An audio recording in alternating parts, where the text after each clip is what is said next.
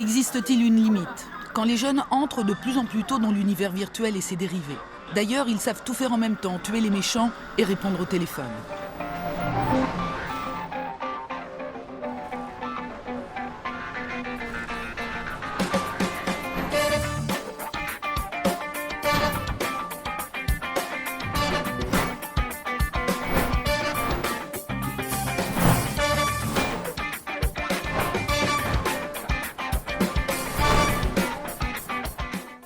On cause YOLO ensemble les amis, on attaque le premier sujet, les inventions qui changent le futur.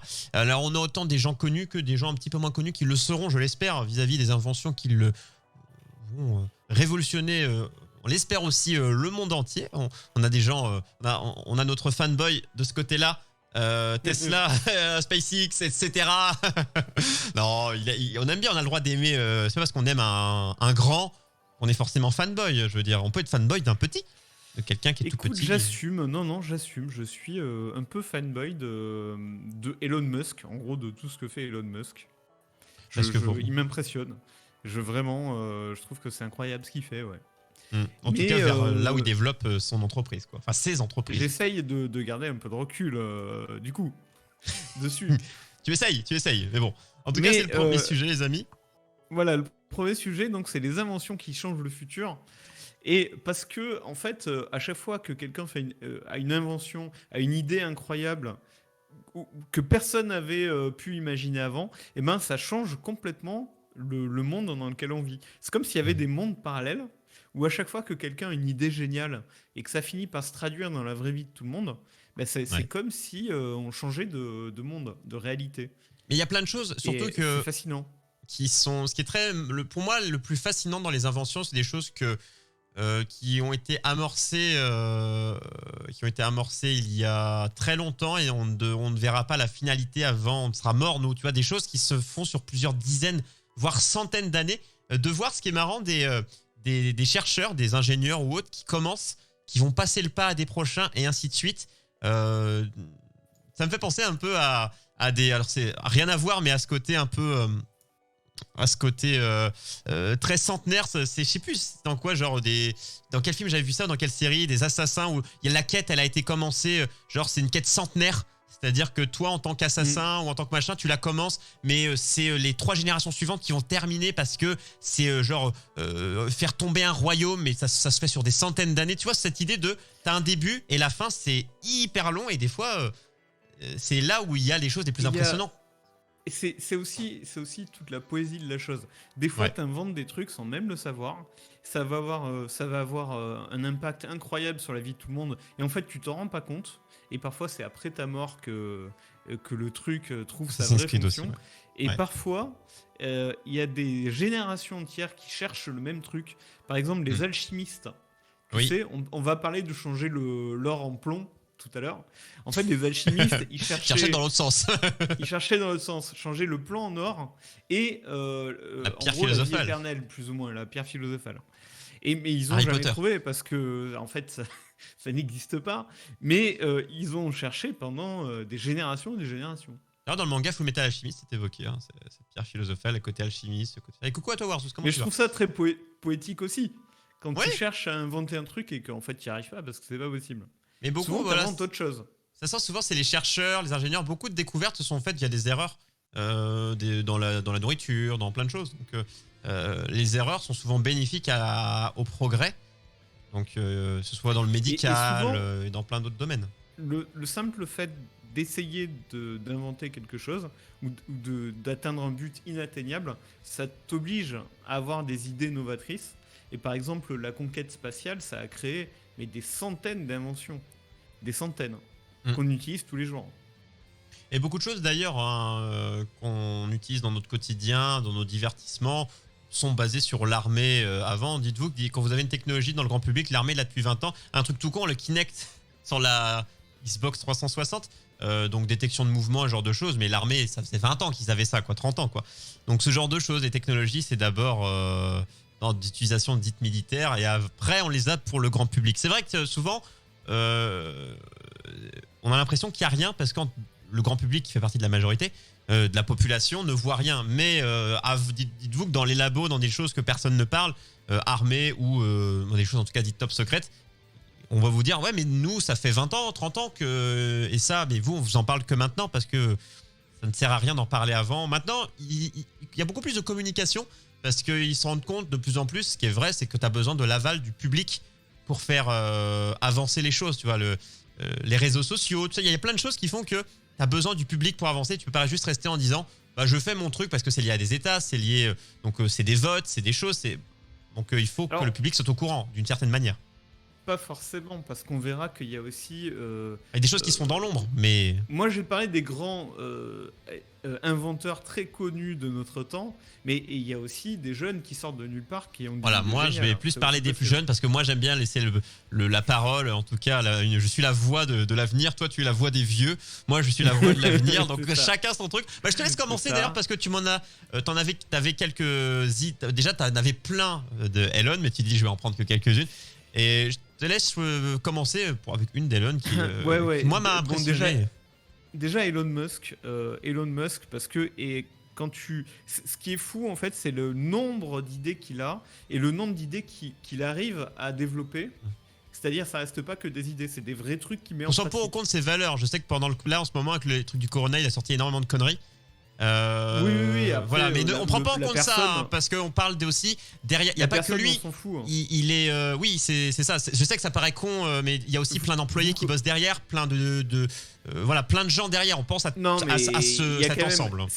Enfin, tout ce qu'il a sorti, ça sort de lui. C'est quand même un personnage incroyable. Vous connaissez SpaceX, évidemment. Vous connaissez Tesla, forcément. En fait, Elon Musk, ça se résume pas à ça du tout. Par exemple, il a, on en parlait la dernière fois, de l'Hyperloop. C'est lui qui a lancé l'idée. L'Hyperloop, c'est un train extrêmement rapide dans des tunnels. Bref, c'est tout un concept de train. C'est une sorte de métro, mais du futur. Voilà, de métro du futur. Il y a des tubes. Mais il n'y a pas que ça. Hein. Il a aussi une compagnie qui s'appelle la Boring Company, qui est là pour percer des tunnels. Et donc son idée, c'est d'avoir tout un système automatisé où avec ta voiture, tu peux te mettre sur un petit ascenseur qui descend dans ce tunnel sous la mégalopole et qui très rapidement t'envoie à l'autre bout de la ville. Donc tu mets 10 minutes à faire ce que tu aurais fait en 1 heure. Ça, c'est la Boring Company. Il a aussi tout un ensemble de satellites qu'il envoie, des microsatellites. Ça s'appelle Neuralink. Et c'est l'internet du futur, c'est-à-dire qu'il veut faire un maillage parle-moi de ça, vas-y. De dizaines de milliers de satellites tout autour de la Terre et qui couvrent toute la Terre et qui permettent à tout le monde, y compris au fin fond de l'Afrique, d'avoir un internet à gros débit. Et donc ça, c'est déjà lancé, hein, c'est en cours. Il a lancé des centaines et des centaines de ces satellites. À quand la 5G? Pardon. Mais non, ça va au-delà de la 5G en fait. Mais au-delà, mais on a déjà c'est le téléphone satellite pour tout le monde. On n'arrive déjà pas à voir la 4G correctement. Mais lui, il va loin, cet homme. Où va-t-on? Parce qu'en fait, la 4G et la 5G, ça repose sur des antennes qu'il y a au niveau du sol, pas loin de toi. Oui. Donc, il y a très rapidement des trucs entre 3 et... Quand la 5G, c'est celle-là, pas chez moi. Et pas... Enfin, je connais... la 5G, non, elle est pas vraiment là. La 4G est déjà pas partout, alors la 5G... n'en parlons pas, elle n'est pas vraiment déployée. Non, elle est dans les téléphones. largement au-delà, hein. C'est comme si ça avait le Wi-Fi pas partout, déployé. En fait. Oui. C'est ça, c'est une bonne connexion partout. Ouais, et il a aussi d'autres trucs. Après, je vais m'arrêter là. Mais c'est dans toutes les inventions d'Elon Musk que vous connaissez pas. Il y a aussi Neuralink. Je sais pas si tu en as entendu parler. Je connais le nom, mais j'ai pas plus que ça. Il y a Cyberpunk qui sort ces prochains jours là. Et ben, c'est du Cyberpunk. C'est un petit implant que tu peux te faire poser directement relié à ton cerveau. Et pourquoi faire les utilisations futures? Plein d'applications, mais qui sont pas encore. Ah mais là, je pense qu'on est loin quand même. Là, je pense qu'on est très très loin. Il y a plein d'applications. Après, très loin et très proche à la fois. Mais ce qui est fou avec Elon Musk, c'est que là, je t'en ai cité 4, mais il y a Tesla, SpaceX. En gros, dans tout ce qu'il fait, il y a des tas de trucs qui peuvent changer du tout au tout notre avenir. Et même, tu vois, quand tu prends une technologie, là, tu dis, quand tu parlais de la conquête de l'espace, la Lune, tout ça, et même avant la Lune, qui ont après servi pour d'autres choses après, qui en fait, chaque élément sert pour d'autres choses. Par exemple, si on prend les voitures, si on prend Tesla, les gens râlent, et je pense que les gens en ont marre parce qu'ils voient tous les influenceurs faire des faire des démos de j'ai acheté une Tesla. Je pense que c'est ça que les gens en ont marre, mais après on peut pas en avoir marre d'une technologie innovante juste parce qu'il y a des influenceurs qui nous emmerdent avec leur voiture entre guillemets. C'est pas ça le but. C'est souvent, tu vois, il y a une chanson super cool, mais à force de l'avoir rabâchée dans toutes les radios, dans tous les trucs, tu dis oh les merdes cette chanson. Non, la chanson est très bien, c'est juste qu'on te l'a rabâchée et t'en as marre. Et ben là Tesla, n'empêche, si tu pars du principe que le vrai futur de bon, désolé pour les taxis et autres, hein, mais où t'as des taxis ou ce genre de choses, mais même ta propre voiture, et tu réduis les accidents. La technologie embarquée pour faire que la voiture se conduit toute seule, détecte les choses, fait des choix ou autre, c'est quelque chose qui peut s'appliquer pas que dans une voiture. Une technologie sert à un point A, elle peut servir à un autre endroit, elle peut servir pour une autre application. Donc c'est pas genre on a fait quelque chose, ça sert pour ça et au revoir. Non. C'est un très bon exemple. On voit dans Tesla, on voit la voiture électrique en général. Oui. Parce que c'est ça qui a l'air d'être l'avenir, etc. Mais en fait, t'as parfaitement raison. Il y a tout un tas de technologies dans les Tesla qui sont même pas liées au fait que ce soit une voiture électrique. Ça peut être une voiture à l'hydrogène, que ça serait quand même. Surtout que son côté électrique n'est pas si avantageux que ça, parce qu'il y en a plein qui disent le côté électrique, c'est pas encore on n'est pas encore au top de la voiture électrique, hein, très loin de là pour l'instant. Tout à fait. C'est même ça Tesla. Que je te dis l'hydrogène. Ouais. Ça pourrait être autre chose que c'est pas vraiment ça son vrai atout. Très loin de là. C'est la façon de repenser la voiture en fait complètement. Au départ, des voitures où il y avait juste un écran tactile et rien d'autre sur le. T'imagines ça en fait là déjà ça nous paraît presque normal, mais c'est un truc il y a 10 ans, même. Mais déjà l'automobile, c'est pas si vieux. Enfin l'automobile en soi déjà c'est palpable, c'est pas il y a 600 ans, vous voyez. C'est par rapport à l'échelle de l'humanité. Je sais que je fais une très grande échelle. C'est une invention. Alors, entre le début de la voiture et la voiture qu'on a maintenant, en peu de temps, pour moi, on touche des nuages là. On en est là. Je suis un rêveur, mais j'aime ça. Mais surtout, c'est les inventions qui sont liées à Tesla. C'est l'idée de se dire on prend la voiture et on essaye d'imaginer ce qu'on peut changer, améliorer, voilà. Quels sont les défauts ? On fait ça tout le temps, bien sûr, mais c'est la façon de le réfléchir qui fait qu'on repart complètement à zéro. On réfléchit une nouvelle usine, en fait. Elon Musk, c'est ce qu'il a fait. Il a dit bon ben voilà, j'ai des voitures à construire. Elles ont quasiment rien à voir avec les voitures. À part la carrosserie. Actuellement, il me faut un nouveau type d'usine. Je vais réfléchir tout un type d'usine avec tout un processus de construction qui a rien à voir avec ce qu'on fait d'habitude. Donc il a tout réfléchi depuis le début en fait. Et ce qui m'impressionne le plus, c'est l'évolution. C'est quelque chose qu'on n'a pas trop, enfin on l'a sur court terme, la voiture évolutive. Donc là, vous savez bien que nos voitures ne le sont pas.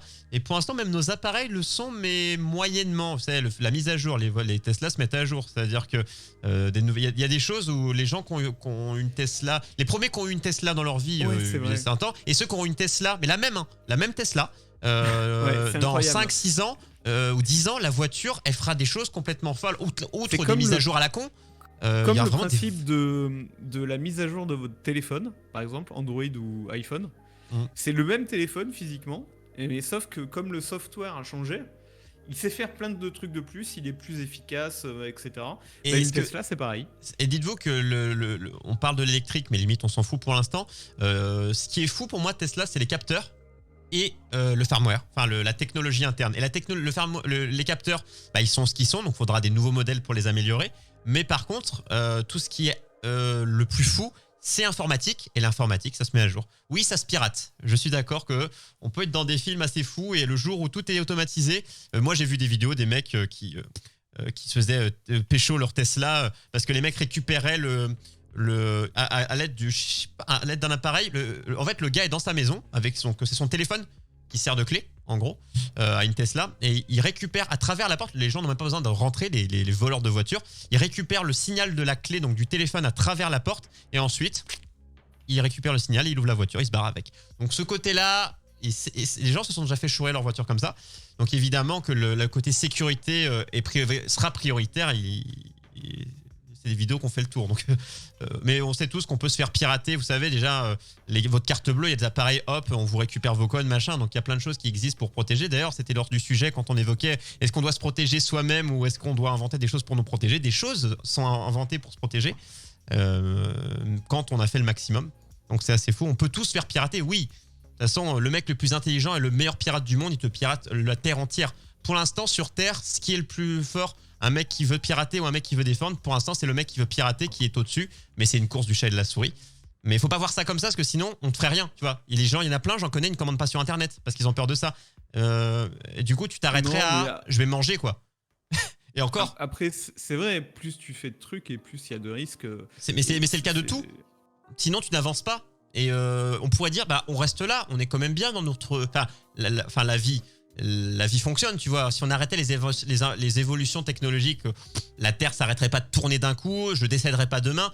Mais ça voudrait dire que, imaginons que cette pensée-là de on est très bien comme on est, pourquoi évoluer, imagine il y a 100 ans, 200 ans, 300 ans, si les mecs s'étaient dit la même chose, on serait pas là où on est actuellement. Donc en fait, et pareil dans 500 ans, imagine les mecs qui disaient mais putain, c'est la vie qu'on a actuellement, mais on est des hommes préhistoriques, tu vois, par rapport à des mecs qui sont en l'an 2500, tu vois.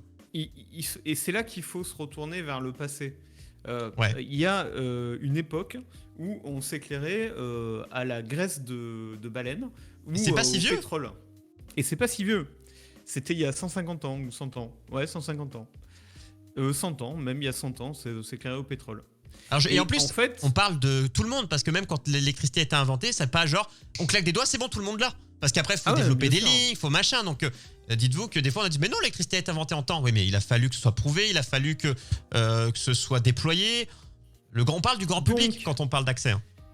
Aujourd'hui, ça nous paraît absurde, mais il y a 100 ans, il y a des mecs qui n'avaient pas du tout l'électricité en France et qui s'éclairaient à la bougie et au pétrole.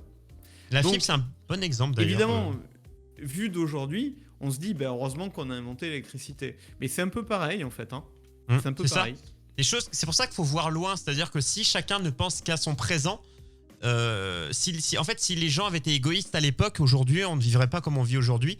Après, il y en a qui sont contre, ils trouvent que notre vie est merdique parce qu'on surconsomme. Mais voilà, c'est pas la question. On parle juste d'avancées technologiques, d'avancées scientifiques et autres. Mais l'exemple de la fibre, on peut se dire ça marche, on peut envoyer ses mails, on peut envoyer, mais sauf qu'on oublie que plus ça va avancer, plus si vraiment la Terre n'est pas fibrée ou d'autres technologies, enfin si vraiment Internet ne va pas plus vite, et quand on dit Internet, on parle juste de transmission entre les gens. Il y a plein de choses qui ne pourront pas fonctionner. Donc c'est sûr, si tu penses juste à moi j'envoie juste 2-3 mails, j'ai pas besoin de la fibre, mais il faut aller au-delà.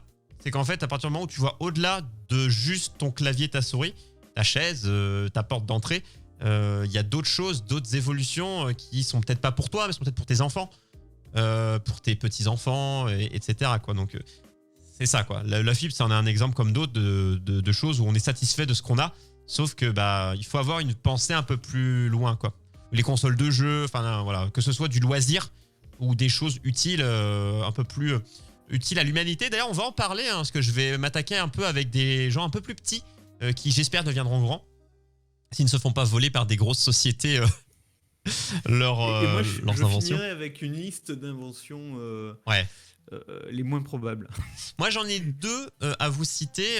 Une news sur le journal du geek, je l'avais vu et c'est quelque chose d'assez cool. On va parler des James Dyson Awards, les aspirateurs. En tout cas, là, c'est comment appeler ça, une récompense d'inventeurs, d'ingénieurs pour du coup trouver des inventions qui révolutionnent le monde. Donc il y a différentes catégories internationales, machin. Enfin, bref, c'est comme les Energy Music Awards, quoi. On est pas loin. Ça n'a pas la même poussée vers l'avenir, mais on est sur le même principe. Il y a Stromae qui va chanter. Là, en 2020, ça n'a pas dérogé à la règle, ça a bien eu lieu. Alors dans quel contexte, je ne sais pas, mais en tout cas, il y a eu 2 lauréats. Il y a eu une lauréate espagnole, je crois qu'elle est espagnole, oui, 23 ans. Lauréate espagnole, 23 ans. Déjà, 23 ans. Après, on a cette image d'inventeur. On s'imagine, c'est des vieux savants fous, Einstein, on le voit toujours avec des photos vieux, mais le mec, il a eu un cerveau, il l'a pas eu à 40, 45 ans, 50 ans. Donc évidemment, même si on trouve quelque chose à un âge, ça a rayonné dans le cerveau quelques années avant. En tout cas, c'est que je retrouve son nom, donc Judith Guiraud-Bennett. Alors, excusez-moi pour la prononciation espagnole. C'est quoi du coup? Alors elle, c'est du coup la Blue Box. Je vous donne déjà le nom. Une nouvelle façon de détecter le cancer du sein à la maison. en utilisant un échantillon d'urine. Donc vous connaissez le système classique, c'est la mammographie, quelque chose qui est assez douloureux pour les femmes, qui peut être assez onéreux, hein, parce que des fois on pense en France, c'est remboursé ou autre, mais il y a plein de pays. Voilà. Dites-vous qu'un accouchement aux États-Unis c'est plusieurs milliers de dollars. Voilà. Et si t'as pas d'assurance, il n'y a pas la mutuelle. Il n'y a plus la mutuelle. Il y avait, et Trump a dit bon non. Ça sert à rien, on dégage. Pourquoi aider les gens? Ça ne sert à rien. Et du coup, quelque chose qui serait assez... En fait, c'est un mix, je trouve, assez cool de déjà quelque chose de moins onéreux, quelque chose de moins douloureux et de plus pudique, je trouve, que le système actuel. Alors qui, on va dire très bien, parce que ça permet de détecter des choses. Et faites-vous... n'ayez pas peur, faites-vous dépister. Enfin, faites un maximum de choses. Renseignez-vous, mesdemoiselles et mesdames. Mais quand j'ai vu ça... Le truc, c'est que ça a l'air très simple comme invention, et donc on se dit, mais pourquoi on l'a pas fait avant? Finalement, si c'est aussi simple que ça, mais j'imagine que justement, la beauté de l'invention, c'est que c'est peut-être pas aussi simple que ça, et que c'était peut-être compliqué à faire. Mais quelque chose de fou, c'est que dans la news, après je me réfère à la news, ils disent 40% des femmes ne passent pas leur mammographie pour les raisons du fait que ça existe de se rendre à l'hôpital ou en clinique ou autre, et c'est assez douloureux et assez cher. Donc il y a 40% des fois des femmes qui ne font pas de mammographie. Donc voilà, c'est quelque chose qui pourrait aider à passer le pas. Et du coup, le boîtier effectue une analyse chimique des échantillons d'urine et les envoie les résultats dans un cloud qui va les analyser et établir un diagnostic. Voilà, tout simplement, et assez beau. Alors la deuxième personne aussi que je vais évoquer juste après, ils ont 35 000 euros. Les deux, après il y a eu des dégressifs pour d'autres, mais en tout cas, les deux, elle et la personne dont je parlais, ont gagné 35 000 balles pour pouvoir poursuivre, et c'est assez cool. Du sein touche aussi, tous aussi les hommes. Ah, je ne le savais pas, comme quoi. Hein. On en apprend tous les jours grâce à Tachibana. Et deuxième... pas non plus, hein. Donc comme quoi, c'est...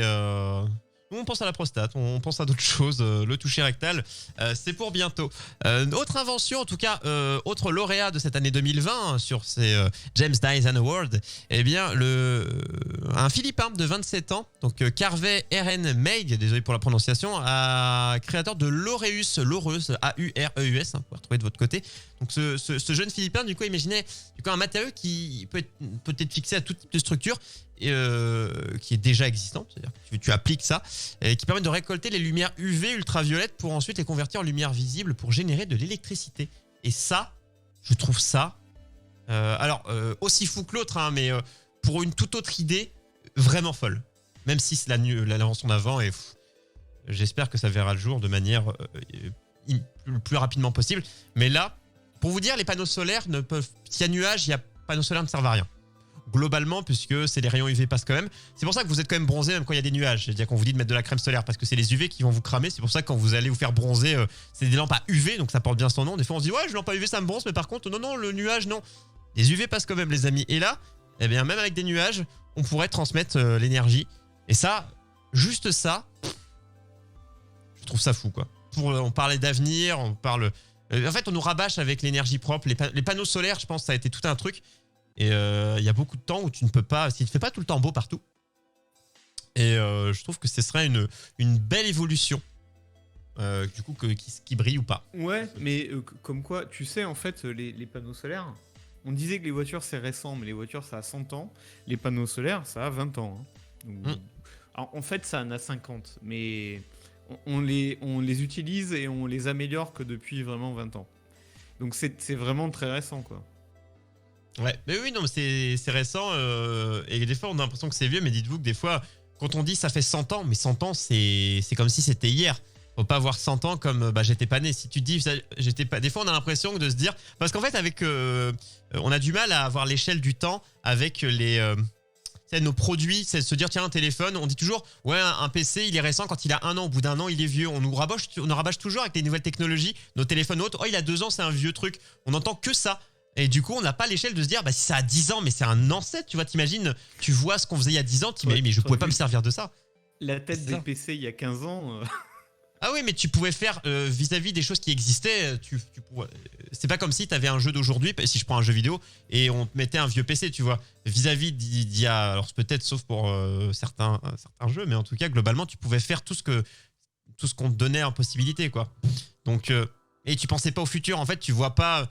Pour moi, quand j'étais au collège, je pensais pas à à mon PC d'aujourd'hui que j'ai, qui est peut-être pas imaginable pour le grand public. Donc, et c'est ainsi de suite. Oui, les disquettes, maintenant on a dit... Enfin, je sais tout ça, mais bon, quand même, dites-vous que c'est pas si loin. Donc là, deux belles inventions et des jeunes, donc 23 et 27 ans, pour dire que y a toujours des gens pour briller, des ingénieurs assez fous pour développer et changer notre vie, on l'espère. Pour eux. Et tu sais, c'est changer notre vie. Il y a toute une théorie qui dit que nos graves problèmes, par exemple de réchauffement climatique ou de surpopulation, c'est la science et les inventions qui pourraient les régler. Par exemple, le réchauffement climatique, les scientifiques cherchent, ils n'ont pas vraiment trouvé pour l'instant, mais ils cherchent une façon de rafraîchir la température de la Terre de façon... comment dire, avec une invention, de façon soit physique en masquant une partie du soleil, soit chimique en peut-être faisant des réactions dans la haute atmosphère qui permet d'absorber plus de chaleur. Oui.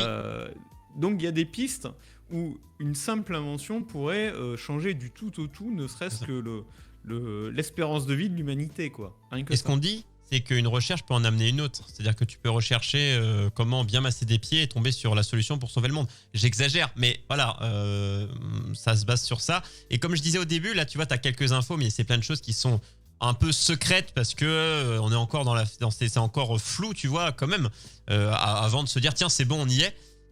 Et c'est pour ça qu'il y a beaucoup de choses qu'on a l'impression que ça n'avance pas et que ça te semble inaccessible, parce qu'on ne sait pas tout et on ne nous dit pas tout, et tout simplement. C'est-à-dire que vous n'êtes pas au courant de beaucoup de choses qui vont voir le jour maintenant ou dans pas longtemps, mais qui sont déjà en réflexion. Il y a plein de choses qu'on ne sait pas. En tout cas, soit si on ne se renseigne pas, ou soit tout simplement parce qu'il y a des choses qui ne sont pas dévoilées, qui sont top secrètes, et il y en a. Non, mais il y a aussi des inventions que tu pourrais le savoir, hein, c'est publié, c'est public et tout, mais juste tu te rends pas compte de ce que ça veut dire en fait. Réduire l'effet de Des serre. inventions, ça te paraît soit pas compréhensible, soit un truc qui, sorti de son contexte, tu comprends pas ce que ça veut dire pour l'avenir, mais qui en fait aura peut-être des répercussions énormes. C'est ça. On le voit pas en utilisation tout seul, mais associé à d'autres, ça peut être assez fou. Tu veux terminer avant qu'on attaque le prochain sujet, car les minutes filent. Tout à fait. Je te laisse donner un dernier exemple avant qu'on attaque Twitch. J'ai un site qui liste des inventions en parlant de leur probabilité et de leur utilité. Donc, dans ces inventions, il y a par exemple la route qui avale la pollution. Les pavés qui, avec une réaction chimique, avalent directement et solidifient toute la pollution qui sort des voitures. Ce qui serait une solution. Avec l'action du soleil, ça fait une réaction et paf, ça absorbe tout. Ça fait un gros caillou et paf, un accident. La route mangeuse de smog, ils appellent ça. Probabilité 4 sur 10. Utilité 6 sur 10. On a aussi le vaccin contre la cigarette. Le vaccin contre le tabac. Ce serait un vaccin qui, en gros, c'est anti-nicotine. Ça réduirait l'effet de la nicotine. C'est-à-dire que tu aurais moins de dépendance du coup. En fait, ça, il y en a déjà un qui est en cours de test. Et ben, probabilité 5 sur 10 pour le vaccin contre le tabac. Imaginez, hein, peut-être dans quelques années, on sera vacciné. C'est ça. Voilà, pourquoi pas. Et tiens, Tachibana nous dit du coup une route ça oui, ça existe, hein, une route qui utilise le frottement des pneus pour faire de l'électricité. Oui, ça, je crois qu'il y a des portions de route de 100 mètres, ouais. 200 mètres, je sais plus, mais ça par contre, ouais, c'est comme plein de choses qu'on évoquait pour Elon, c'est des choses qui, en tout cas, c'est ce qui freine toujours, c'est toujours c'est un coût forcément. Donc, mais l'avancée technologique ne se fait pas sans argent. Mais oui, ça existe déjà, ce genre de choses. Alors, il y a un grand défi aussi qui est d'utiliser les forces de la nature pour créer de l'énergie gratuite. Le vent. Tu as par exemple les forces des marées, mais tu as aussi la différence de température entre le haut et le bas des océans. Oui, et c'est utiliser ça. Ok. Ouais, et donc depuis, ça fait un moment déjà qu'il y en a qui recherchent ça. Et donc, il serait possible de générer de l'électricité en continu avec un système qui utilise cette différence de température. Et comme quoi ça serait gratuit et ça pourrait être installable partout. Alors, c'est pas tout à fait au point, mais probabilité 5 sur 10. À voir. Tu nous en fais une petite dernière, une petite farfelue, je ne sais pas, qui te tombe sous les yeux avant qu'on attaque notre deuxième sujet. Ouais, alors. Allez, une qui te semble folle. Ma préférée. Ah, vas-y. Ma préférée. Une invention qui permet d'éviter le givre sur les vitres de ta voiture. C'est fini, ça serait tout à fait terminé. C'est un revêtement chauffant et transparent qui se dépose sur la vitre d'une voiture et qui empêche qu'elle givre. Voilà. Mais c'est bien ça s'appelle un garage. Tu pètes ton pare-brise et tu changes des pare-brises. Probabilité 7 sur 10, voilà, c'est les Allemands qui réfléchissent à ça. Ouais, un truc qui serait déjà appliqué à la sortie d'usine. Bah, ce serait bien en vrai, hein. Comme ça t'es plus emmerdé. Pourquoi pas? Moi je dis que c'est un truc, ça me semble plus rapide. Bah, j'aimerais. Voilà. En tout cas, ma voiture dort pas dehors, donc je m'en fous. Moi pour l'instant ça va. Peut-être qu'il n'y aura aucune de ces inventions qui vont sortir et qu'il y en aura plein d'autres. Hein. Mais peut-être que c'est pour vous donner une idée de ce qui est en train d'être réfléchi. Mais peut-être que ces réflexions d'invention vont donner le jour, donner naissance à d'autres. Voilà, comme je vous dis, des inventions, des trouvailles se sont faites à partir d'erreurs ou à partir de... On a abandonné ça, mais on est reparti sur une base, voilà. Rien ne... Voilà, les échecs servent toujours. Dites-vous, si tu pètes, tu vas chez Carglass, même si ce sera plus gros qu'une pièce de 2 €. Tu leur dis, j'ai amené une grosse pièce en chocolat, elle fait... cette taille-là, mon impact. Je me suis pris un boulet de canon. En tout cas, voilà, c'était pour ce sujet, les inventions qui changent le futur. On espère que ce sujet a amené à débat, échange. En tout cas, nous, ça nous plaît toujours de parler avenir, présent et avenir. Parce qu'on passé, parce qu'il y a des choses qui ont commencé, sont actuelles, et on sera mort, sera toujours. Et c'est ça qui est beau. Hein. C'est toute une avancée. Hein. C'est poétique, comme on disait, et assez philosophique dans la réflexion. Poétique, ouais. Et ça permet de se dire qu'on ne pense pas qu'à soi, on pense à son prochain. Parce que si les scientifiques et autres, les ingénieurs étaient égoïstes, eh ben on n'aurait rien. Et heureusement qu'ils existent, ces gens, pour nous proposer une vie meilleure à l'avenir.